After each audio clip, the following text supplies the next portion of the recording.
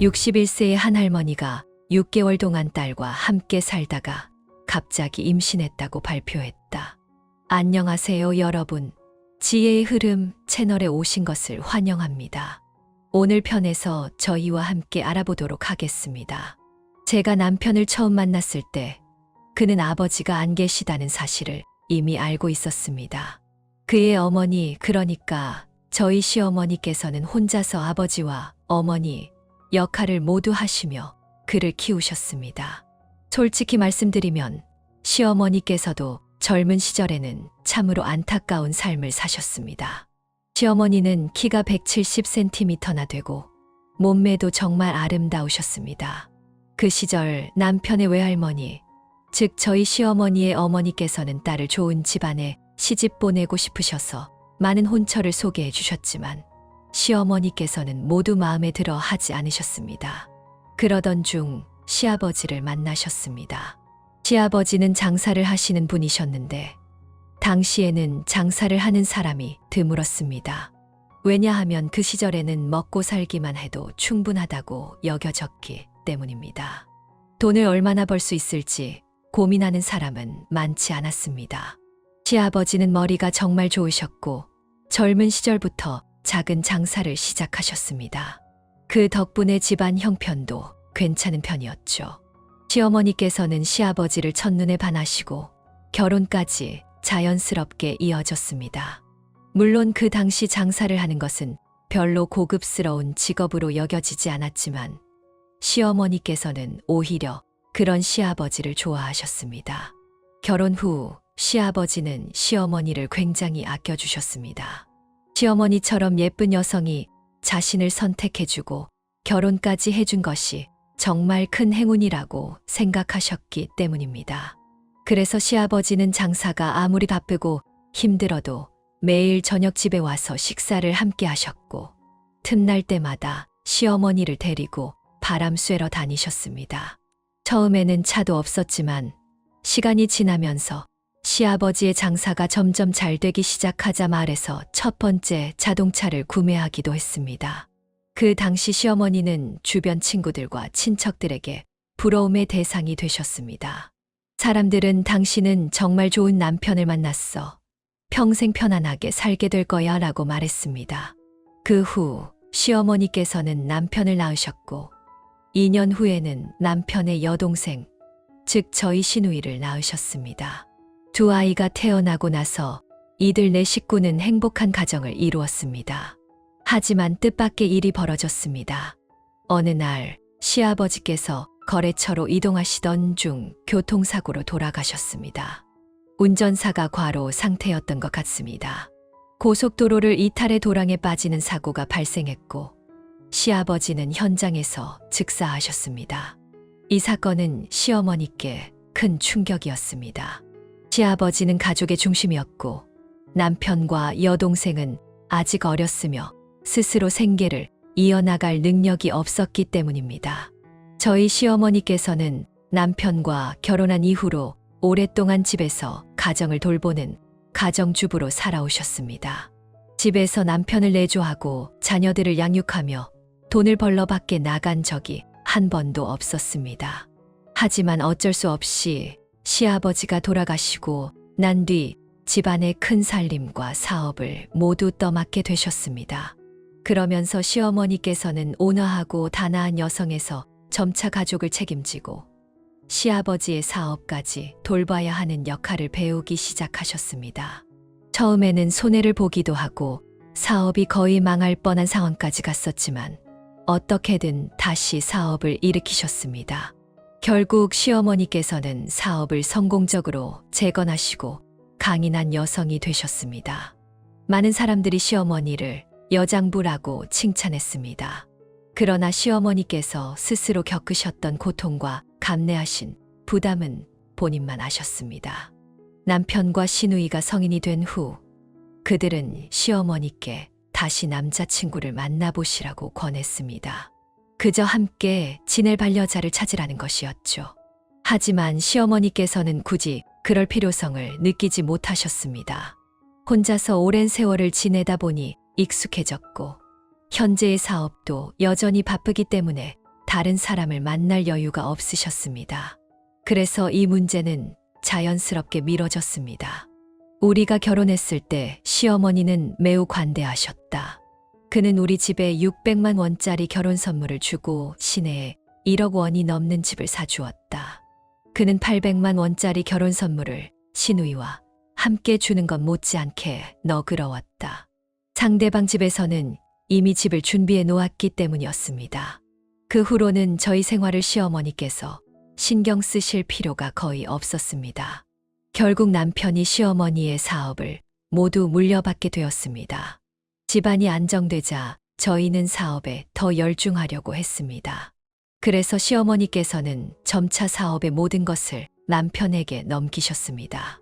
저희는 시어머니께서 오랜 세월 동안 고생하셨으니 이제는 편안한 노후를 보내셔야 한다고 생각했습니다. 더 이상 힘들게 일하지 않으셔도 된다고 말씀드렸고 저희가 잘 모시겠다고 약속했습니다. 남편이 사업을 완전히 물려받은 이후 저희는 시어머니께 외부로 여행을 다니시며 마음껏 쉬시라고 권했습니다. 오랜 세월 동안 시어머니께서는 사업과 가정을 위해 모든 것을 희생하셨고 자신의 삶을 누릴 기회가 없으셨습니다. 시어머니께서는 그러면 내가 내 여동생 집에 가서 잠시 머물러 볼까? 라고 말씀하셨습니다. 여동생은 다른 도시로 시집갔는데 아주 멀지는 않지만 새로운 환경에서 기분 전환을 할 수 있는 곳이었습니다. 여동생의 집은 바닷가 근처에 있었습니다. 전에 여동생이 자주 바다 이야기를 하셨지만 저희는 한 번도 바다를 보러 간 적이 없었습니다. 항상 가야 한다고만 말했지 실제로 가지 못했습니다. 결국 시어머니께서는 여동생 집에 가서 반년 동안 머무르셨습니다. 저희는 시어머니께서 여동생 집에서 편히 쉬시는 것을 전적으로 지지했습니다. 환경이 좋을 거라고 생각했기 때문에 서두르지 않았습니다. 반년이 지나고 나서 시어머니께서 집으로 돌아오셨습니다. 집에 돌아오셨을 때 저는 첫눈에 느꼈습니다. 시어머니께서 살이 조금 찐 것 같았습니다. 집에서 이틀 정도 같이 지내다 보니 저는 점점 이상한 느낌이 들기 시작했습니다. 제가 생각하기에 살이 찐다면 온몸이 골고루 살이 붙어야 하지만 시어머니께서는 배만 불러 보였습니다. 그래서 저는 시어머니께 물었습니다. 어머니, 왜 배만 나오신 거예요? 동생 집에서 해산물을 너무 많이 먹어서 배가 이렇게 됐다. 제가 계속해서 추궁하자 시어머니께서는 결국 임신했다고 말씀하셨습니다. 그 말을 듣는 순간 저는 충격에 빠졌습니다. 어머니, 지금 나이가 몇인데 임신을 하셨다고요? 50이 넘으셨는데 어떻게 임신이 가능해요? 그러자 시어머니께서는 자신이 인공수정을 통해 임신했다고 하셨습니다. 그래서 저는 다시 물었습니다. 어머니, 남자친구도 없으시고 나이도 이렇게 많으신데 어떻게 이런 일이 가능하죠? 어머니, 혹시 저희를 속이시는 거 아니에요? 그러자 시어머니께서는 나는 너희를 속인 적 없다. 정말 임신했고 이 아이를 낳아 기를 생각이다고 하셨습니다. 그 말을 듣고 저희 모두는 너무 당황스러웠습니다. 저와 남편이 계속해서 설득하자 시어머니께서는 마침내 진실을 말씀하셨습니다. 이 아이는 내가 낳아서 잘 키울 것이다. 우리 집은 지금 돈도 부족하지 않으니 너희에게는 나중에 형제 같은 존재가 생기길 바란다고 하셨습니다. 그러면서 제가 물었습니다. 어머니, 도대체 어떻게 된 일이에요? 남자친구가 있다는 얘기도 들어본 적이 없고 결혼 이야기도 들은 적이 없는데 동생 집에 반년 머물렀다가 갑자기 임신을 하신 이유가 뭐예요? 그리고 이 아이의 아빠는 도대체 누구죠? 그러자 시어머니께서는 이렇게 말씀하셨습니다. 나는 너희에게 부끄러운 일을 하지 않았다. 이 아이는 너희 시아버지의 아이일 뿐이다. 예전에 너희 아빠와 함께 냉동배아를 준비했었다. 그때는 가정 형편이 좋지 않아 아들을 하나 더 낳고 싶었지만 실행하지 못했다. 그래서 냉동배아를 보관했고 이후 딸과 아들을 낳아 가정이 안정되니 그 문제를 잊어버렸다. 이번에 동생 집에 머무르는 동안 우연히 TV에서 냉동배아에 대한 이야기를 보고 그 일이 떠올랐다. 오랜 고민 끝에 배아를 이식받기로 결정했다. 내 몸은 아직 건강하고 너희 아빠가 원했던 아들을 낳아 그 소원을 이루어주고 싶었다고 하셨습니다. 그 이야기를 들은 저는 너무나도 자책스러웠습니다. 우리는 그동안 우리 자신만 생각했지 어머니의 삶에 대해 한 번도 생각해보지 못했구나라고 말했습니다. 비록 시어머니께서 다시 반려자를 찾고 싶지 않다고 말씀하셨지만 마음속에는 여전히 시아버지를 떠올리셨던 겁니다. 그리고 시아버지의 소원을 이루어주고자 했던 것이었습니다. 우리가 시어머니를 오해했던 것이 정말 너무나도 죄송했습니다. 현대 사회에서는 이런 일이 더 이상 드문 일이 아닙니다. 이미 흔히 볼 수 있는 사례가 되었죠. 만약 기술을 통해 돌아가신 가족의 소원을 이루어줄 수 있다면 하늘에 계신 그분이 미련 없이 평안하시도록 하는 것이 얼마나 아름다운 일일까요? 여러분은 이 일에 대해 어떻게 생각하시나요?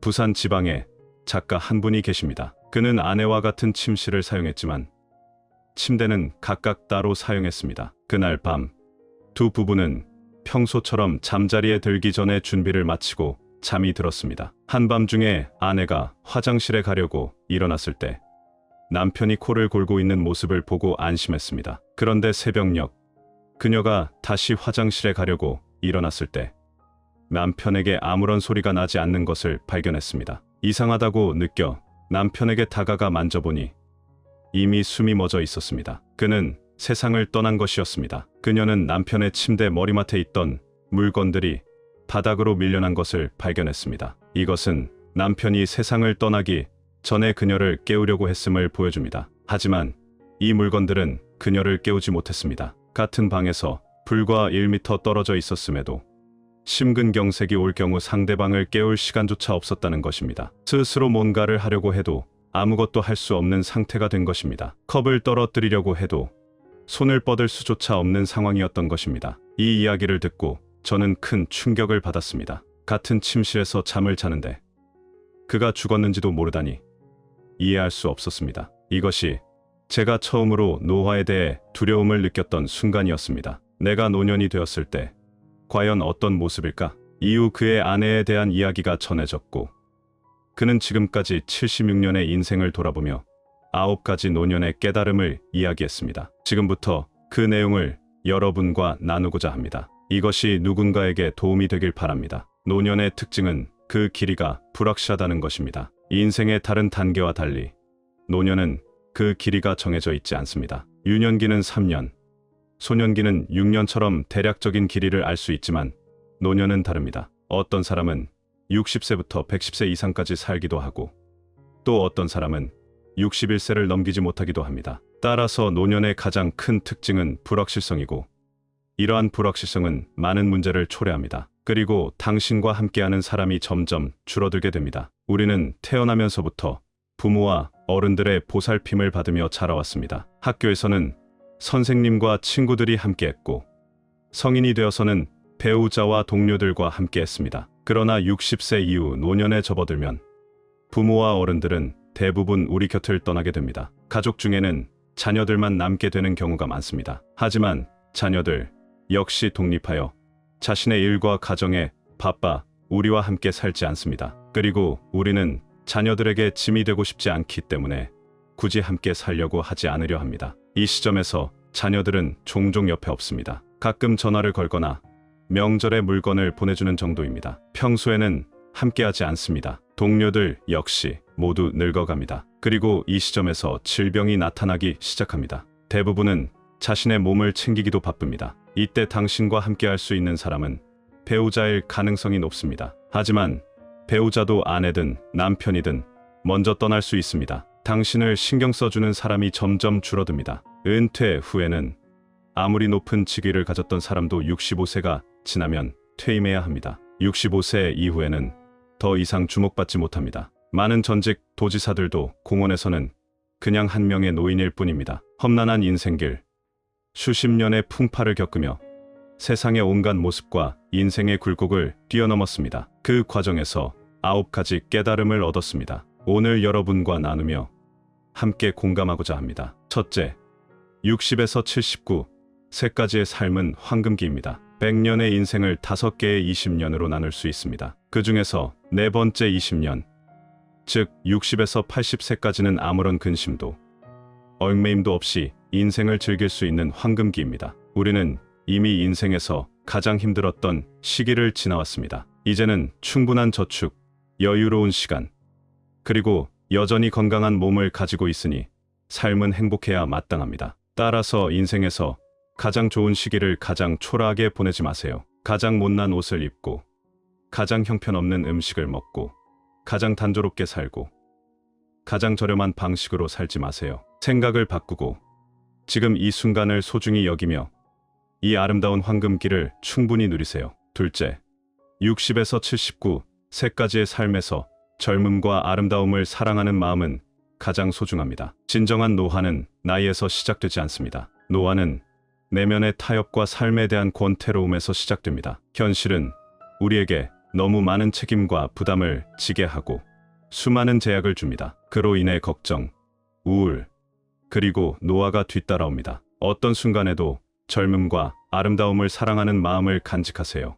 그리고 행동으로 옮기면 언제나 아름다움을 유지할 수 있습니다. 자신의 능력 범위 내에서 우아하고 세련되게 옷을 입고 멋지고 당당한 모습을 유지하세요. 그러면 마음도 20살 젊어질 수 있습니다. 셋째, 마음이 바다처럼 넓지 않다면 고요한 평온은 오지 않습니다. 마음이 좁으면 불만은 사방에서 생깁니다. 마음이 넓으면 모든 곳이 봄입니다. 집착을 한다면 아무것도 만족스럽지 않을 것입니다. 작은 일에 집착하며 마음을 쏟기보다는 자신에게 집중하세요. 세상에는 끝없는 이득과 끝없는 손해가 있습니다. 좋은 일이 영원히 당신에게만 오지 않으며 나쁜 일이 영원히 당신만 괴롭히지도 않습니다. 사람의 마음은 서로 통합니다. 당신이 타인에게 무엇을 베푸느냐에 따라 타인도 당신에게 베풉니다. 한 걸음을 양보하면 타인은 한 자를 존중해 줄 것입니다. 더 이상 집착하지 않고 깨달음을 얻으면 마음이 환해질 것입니다. 넷째,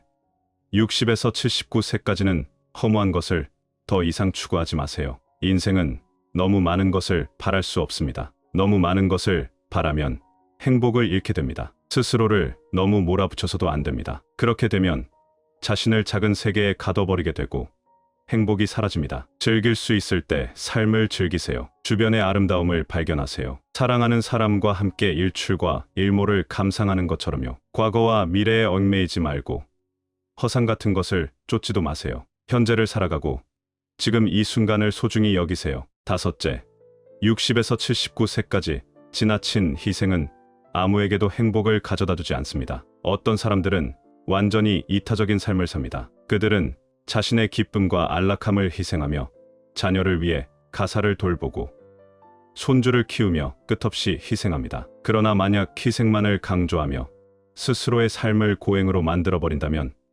기쁨을 느낄 수 없을 것입니다. 노년이 되었을 때는 자신에게 더 많은 관심을 기울이세요. 자신을 돌보고 자신에게 돌아오세요. 자신을 잘 돌보는 것이야말로 자녀들에게 줄 수 있는 최고의 사랑입니다. 여섯째, 60에서 79, 세 가지의 삶에서는 자신을 웃게 하는 사람들과 함께해야 합니다. 행복한 삶은 언제나 웃음으로 가득 차 있습니다. 우리는 우리를 행복하게 웃게 만드는 사람들과 함께해야 합니다. 웃으며 집을 나서고, 웃으며 만나고, 웃으며 헤어질 수 있는 관계를 만들어야 합니다. 웃음 속에서 나이가 들어가는 것을 느끼지 못하며 그 속에서 한없는 기쁨을 누릴 수 있습니다. 행복한 삶을 위해서는 우리를 웃게 만들지 못하는 사람이나 상황을 거절할 줄 알아야 합니다. 그래야만 정신적인 짐을 내려놓고 제한된 생명 안에서 더 멋지고 자유롭게 살 수 있습니다. 일곱째, 60에서 79, 세 가지의 삶에서는 내려놓고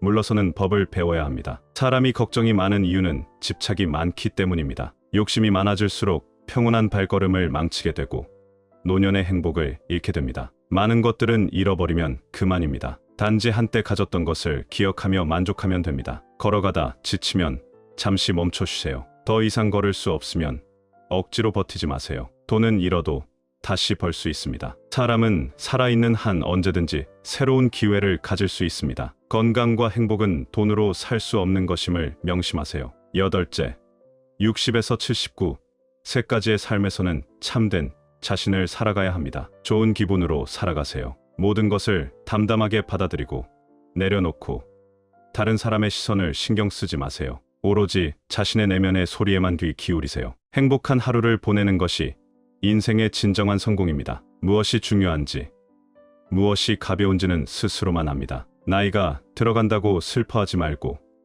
얻고 이름에 얽매이지 마세요. 배고프면 밥을 먹고 피곤하면 잠을 자고 혼란스러울 때는 책을 읽으세요. 가장 단순한 일들을 잘 해내면 진정한 삶을 배우게 됩니다. 노년에 접어들었을 때는 스스로를 위해 자유롭고 편안하게 살아가세요. 자신만의 색깔을 찾고 좋은 기분으로 가득 찬 삶을 살아가세요. 9째, 60에서 79, 세 가지의 삶에서는 소중히 여기는 법을 배워야 합니다. 인생은 그저 눈 한 번 뜨고 감는 것처럼 빠르게 지나갑니다. 시간은 하루하루 흘러갑니다. 우리는 매 순간을 소중히 여기며 살아가야 합니다. 이 황금 같은 시기를 제대로 소중히 여겨야만 진정으로 잘 살아갈 수 있습니다. 먹고 마실 것이 풍족한 날들을 소중히 여기세요. 걱정 없이 먹고 마실 수 있는 하루하루를 감사하세요. 머물 곳이 있는 안정된 삶을 소중히 여기세요. 작고 크지 않아도 편안한 것이 가장 중요합니다. 황금처럼